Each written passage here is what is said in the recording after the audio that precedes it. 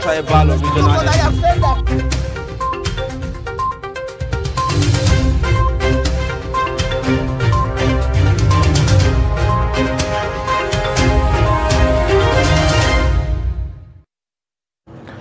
All right, thank you for staying. You're watching Daybreak on Trust TV in this critical moment where Nigerians have taken a decision. We're only awaiting the collation of results from across the country. Now, we'll be taking a look at the dailies on Daybreak just to give us a sense of what the stories or what the papers are reporting at this moment. We'll begin with the Daily Trust newspaper. The first headline there is Commonwealth. ECOWAS applaud poll as Tinubu leads with 6.3 million votes.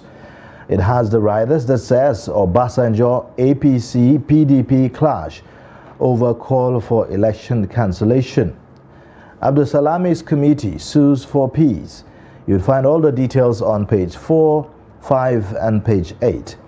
Also, the infograph there shows you so far the results that have been announced by the state collation offices, that's INEC's collation offices in the states and also at the national level. Now, so far, we have the APC leading with 6.3 million, while you have Atiku Abubakar following with 4.7 million, Peter Obi of the Labour Party 3 million, and that of the NNPP 1.3 million. So these are the results coming in as we have them so far. And a number of states counted so far is 22. That's including those that have been announced at the state level. If you see below the infograph there, you see 10 Senate. APC secures 38, PDP 21, and also LP 4 seats. Above the lead story, race to Senate. Otom, Ayade, Ogwai, Darius crash. You'd find that on page 6. Then you also have APC wins 40 constituencies in early results, NNPP 12, PDP 14, LP 4, APGA 1. Bloomberg, Nigeria bonds rise as Tinubu leads in pivotal election tally. On page 6, then you also have at the very bottom, police dispel rumor of attack on Igbo traders. On page 7, youth attack truck carrying rice to Zaria, still 29 bags. On page 17, U.S. extends tourist visa validity for Nigerians to 5 years. On page 25. These are the main stories on the front cover of Daily Trust this morning. Now let's take a look at the Nation newspaper. It has a lead story that says, observers, peace panel, APC, don't abort election process. Call for caution as PDP seeks suspension of results announcement. APC candidate wins in 6 states, Atiku take 5, Obi 3. And beneath that we have Obasanjo under fire for seeking cancellation of polls. And we also have banks set to stop cash withdrawal by states, councils, mission, others. And just above the masthead, we have a list of some persons that will be making it into the 10th Senate. They have listed the names there. And just beside that, they also listed the names of some of the big losers in the just concluded elections. These are the major stories on the Nation newspapers. All right, now let's take a look at the Guardian newspaper. On the Guardian newspaper, you have the lead story says, drama as observers, Obasanjo, Abdulsalami query elections. You also have save Nigeria from looming disaster, cancel elections that lack credibility, says Obasanjo. Melai Ihedioha, 10 parties seek cancellation of results, storm out of collation center. Yakubu insists no overvoting in Ekiti, ask aggrieved party to seek redress in court. Election falls short of expectations, lacks transparency, US, EU observers. Tinubu warns against plots to procure order to stall process. You have also, above the lead story, PDP alerts INEC to alleged extensive manipulation of results. LP demands removal of IMOREC over alleged ineptitude. Also, PDP chief faults non-usage of beavers in presidential poll. 2 die, 4 arrested as thugs burn NNPP office in Kano. Tinubu leads with 6 states. Atiku wins 5, Obi 3, says INEC. You also have LP's Lagos victory. Don't attack Igbo. Others, Tinubu, Sanwo-Olu warns. Now, these are some of the major stories on The Guardian this morning. Let's now take a look at the This Day newspaper. It has a lead story that says, the world moves against Nigeria's tainted polls. And the first rider, US, EU, AU, ECOWAS, Commonwealth condemn lack of transparency by INEC. And we also have PDP, LP, 2 other stage walkout. More results coming. And above that, we have Obasanjo Abdulsalami fault manual transmission of election results when law stipulates electronic reporting. And just above the masthead, elections, investors cautious as stock market crosses 30 trillion market capitalization. And beneath that, the rider says, bonds rise as Tinubu leads in pivotal election tally. And we also have a pictorial showing some of the results so far announced by INEC. These are the major stories on this day for today. All right, and on the Punch newspaper this morning, the lead story says INEC continues results collation despite protest. The rider there says LP PDP stage walkout, accused commission of bias. Obasanjo knocks INEC, asks Buhari to intervene. Ex-president bent on imposing his candidate, says APC. You also have Commonwealth observers say election largely peaceful. US extends visa validity for Nigerians to 5 years. Kwankwaso wins Kano with 997,279 votes. Earthquake in Lagos, Obi trounces Jagaban, others. You also have Tinubu wins Benue, Jigawa sustains popular vote lead. Atiku comes top in Yobe, Bauchi, Gombe.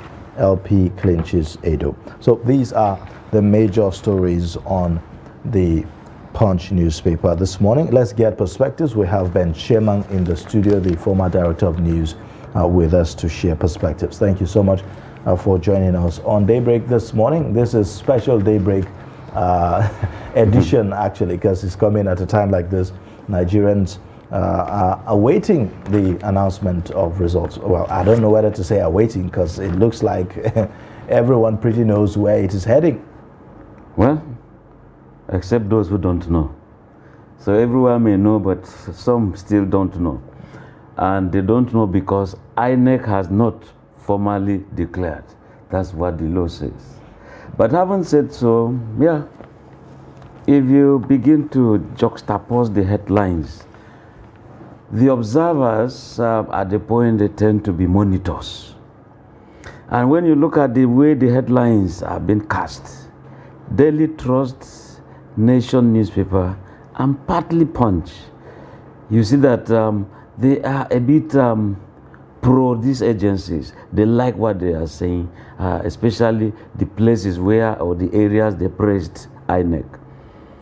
But when you look at other newspapers, of course, they said observers are not happy with the conduct of the election. It's not too good and all that. Well, that is the beauty of journalism itself. Some will align, some will also want to look at it dispassionately. So the headlines are differently cast in this election. But having said so, truly, yes, you could see that letters are coming. Mr. Letter Writer, former President Obasanjo, could also see Dino Malaye, Emeka Hedweka, and some other people disagreeing with the process. You can also see the spokespersons of APC and a few others, yes, you could see that even the party agents, they tend to be in two camps. Some joined Malaye and co, others remained. I said, look, we have the task of carrying the nation ahead, forge ahead positively. Others are saying in trying to forge ahead positively, there are some nitty-gritties that ought to be put in place, you know, especially they are aggrieved over this Arif. So would you say that the collation of result or the process of collation falls short of the expectations for you? A lot of people seem to be disappointed with the way everything turned out. It didn't exactly go the way the commission has promised in terms of uploading the results on IREV, you know, and certain irregularities that have been seen in the entire process. So for instance, in some parts of the country, a lot of people talked about, in fact, even the observers, the Commonwealth observers, pointed to the fact that we saw voting taking place in some locations in the night, in the dark. Sometimes ordinary citizens had to now, you know, make provision for generators where possible. At some point, they resort to using torchlights, you know, all kinds of things, you know. Even phone lights. Yeah, so with that kind of a scenario, does it dent the integrity of the process for you? You see, in terms of either I'm disappointed or it's not going the way, there are, usually when you say 100%, you give room for some little failures. I say little, mark my adjective, little failures. But when they are becoming too palpable, if right from the time of planning these elections, election administrators promised and trained people, procured equipment, ICT equipment, trained officers, and said, look, the moment you are at the polling unit, once voting is done, I mean, it starts entering a system. It starts passing to a certain pool, a kind of, so that in the end, the moment you finish your election at the polling unit, it now moves to a collation center at the local government level. It moves again to the state level, and from the state level, it moves to Abuja. And if that was a promise, yes, they said it. So why is it not being adhered to? That will kind of bring some credibility question, dependability question. That's why Obasanjo is saying, Chairman, INEC, do something. And he puts a condition there. If your hands are clean. But again, it shouldn't be in such a way that we rock the boat. We shouldn't rock the boat. By the time we say either that elections be cancelled, counting should be suspended. When you suspend them, so what happens? And you have more of the crises that will erupt here and there. And for the... Mr. Sherman, the uploading of the results onto the server has dominated discourse, and a lot of parties and party agents have kicked against the process at the moment.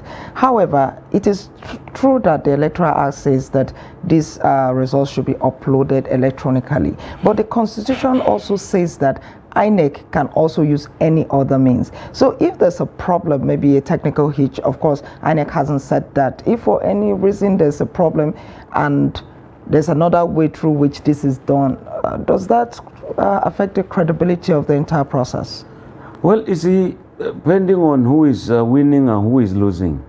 To the loser, you say, no, it wasn't properly done. To the winner, no, it was properly done. So in terms of credibility, if you said you are going to do this, and this is the method, this is the modality, and these are the equipment on ground, please, why didn't you do it? If you realize there is a hitch, you owe an explanation to Nigerians. Just say, look, we encountered this, but these are the the methods we're now adopting, because the law guarantees that we can do it this way. By the time you explain this to everybody during your media briefings, I think we will reach somewhere. Now that people are protesting, you see that tension is a kind of brewing. And how they're going to come out of this, and I think they should come out of it quickly, because people will not just say the elections were won free and fair, so to speak. So INEC has some jobs to do here. Well, as we speak, the issue of collating the result, this is like the third day since the election was held, and it looks like in some states results are still being collated, and perhaps in some other states elections, or I would say in some polling units and the rest of them, elections are claimed not to have held. There are allegations that elections didn't hold in some areas, and yet there are results for those areas. So what would you say is the way forward in this instance? The way forward, the law is clear. Once there is overvoting, it goes. If there were infringements, some people going to steal ballot boxes, or ballot papers, or both, that is cancelled. So if there are areas where, due to some legitimate concerns, when I say legitimate, some people went and attack, maybe like Boko Haram, that attacked areas of Gosa. You could see that government decided it's not the fault of INEC, it's not the fault of the electorate. The same thing with Shororo in Niger State. There were these attacks, and they realized it was done by people who don't mean well. We know that there have always been Boko Haram terrorists in these areas. So a situation of that nature, yes, INEC will have to extend the voting.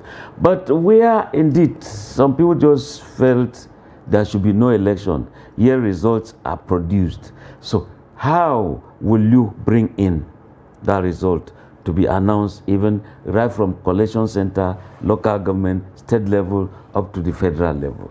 How will you have a scope?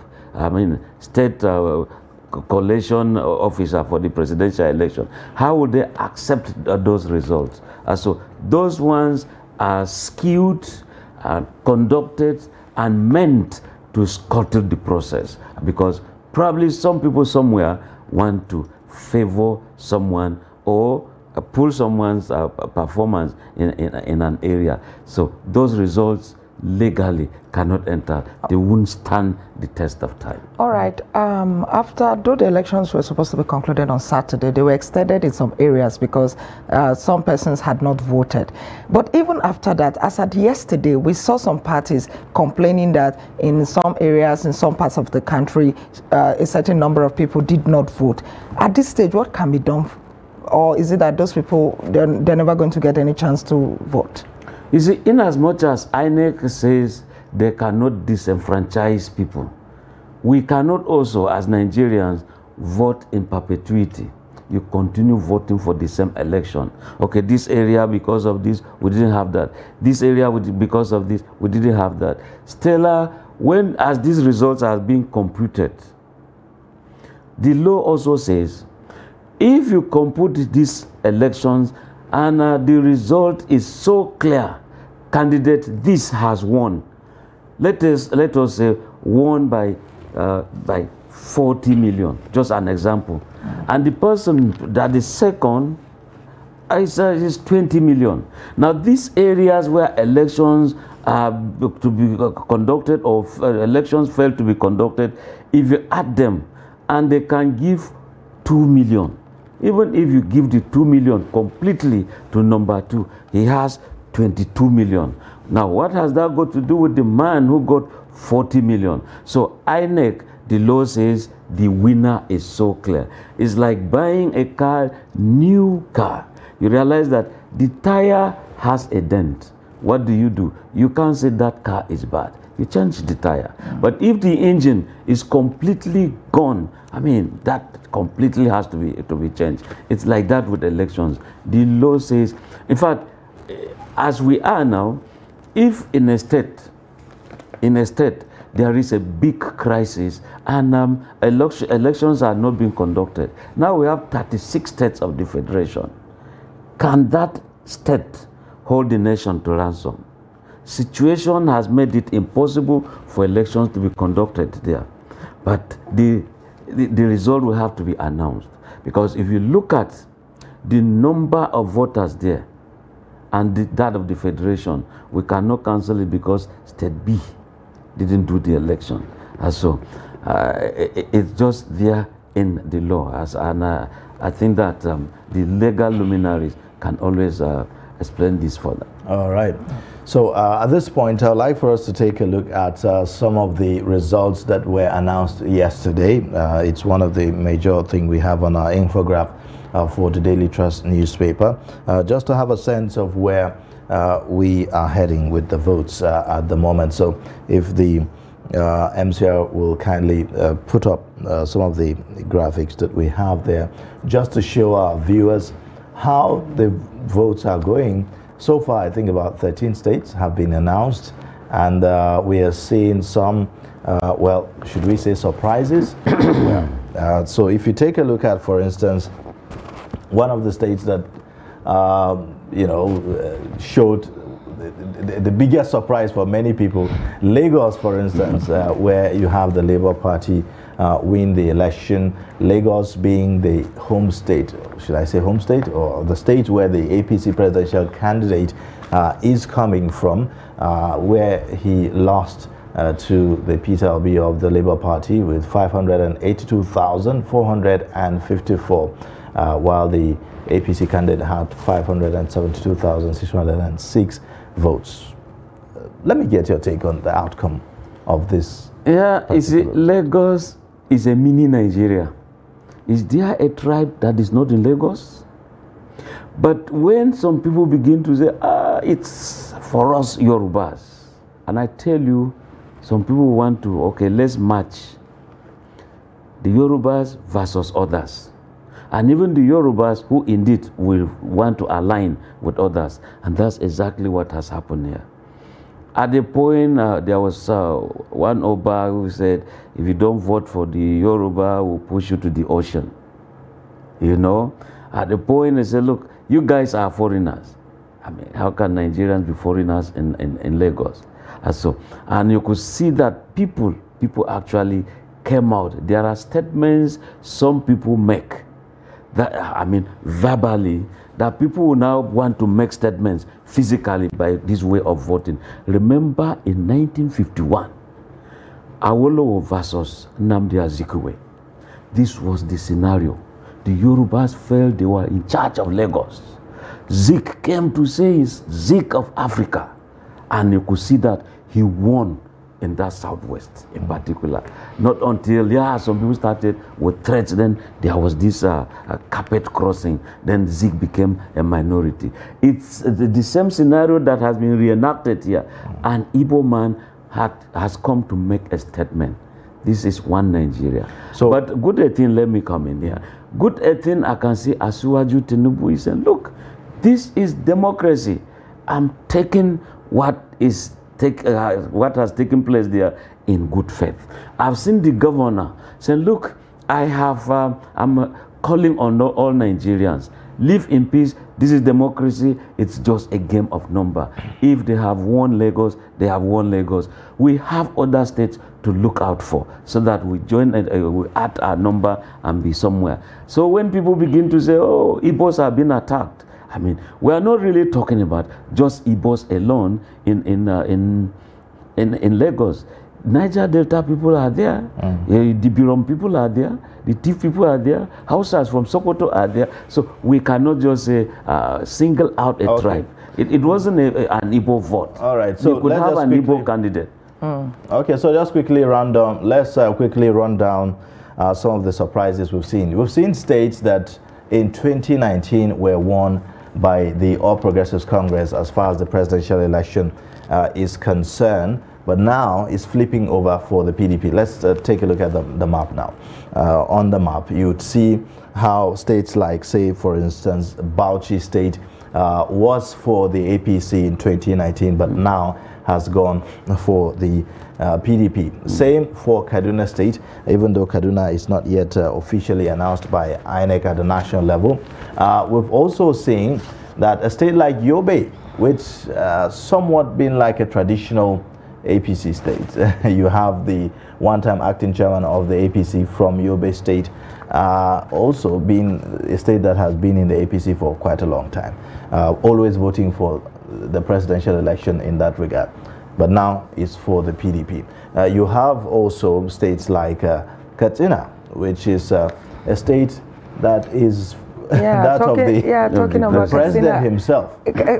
For Katsina State, I mean, first of all, it is the president's home state. The governor of the state is also a member of the APC. But then I've seen a lot of analysts that have tried to explain the reason PDP lost Katsina. And one of the things they have talked about is the insecurity situation bedeviling that state. Mr. Chairman, do you think that was what happened in Katsina? Yeah, I'll call it a very small factor, the insecurity. Yes, you spend your money meant for provision of dividends of democracy in the fight against security. But when you look at the infighting within APC before the primaries, you see that people were so vehemently opposed to the president, opposed to the governor, Aminu Bello Masari. Even as we are talking now, he has sacked some commissioners as we are talking. So that tells you all is still not well, even as we approach the gubernatorial election. So they said APC in Katsina State does not reward hard work. Those who are working for the party are always never being given any appointment. Because of time, we have to keep it short. Now, you also have Gombe State, where you have a ruling APC in that state. You have a Kebbi State also, where you have ruling APC in that state, all flipping over for the PDP.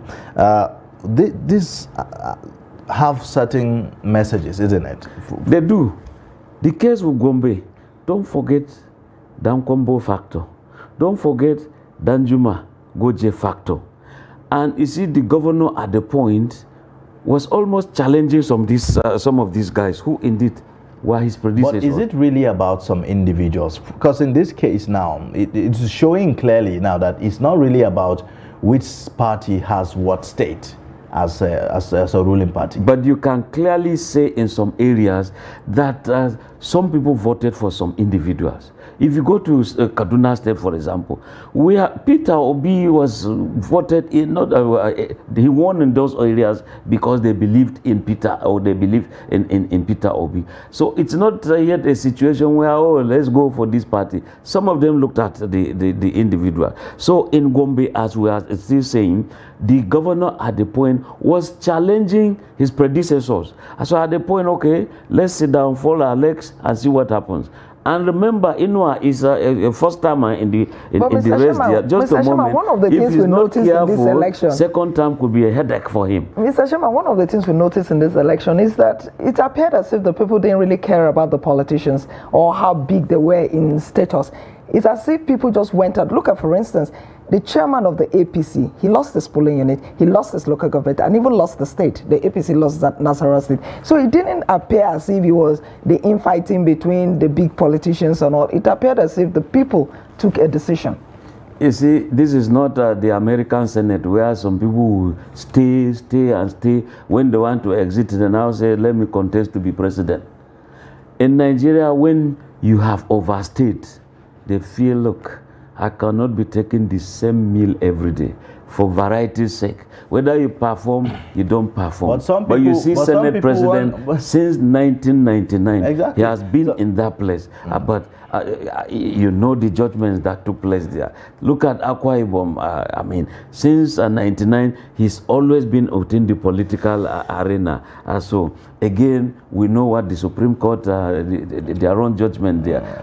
So one day, some people will feel, look, when the winning is so palpable, so clear, there's nothing you can do, because even if you go to court, the facts will just simply talk for themselves. So This is democracy, and I think that we are moving forward. All right. Thank you so much, Ben Sherman, former Director of News, Voice of Nigeria, for joining us on Daybreak this morning and sharing perspectives on some of the outcomes of the 2023 general elections, as well as matters arising from the coalition. Thank you. We do appreciate it. Thank you very much. Always a great pleasure.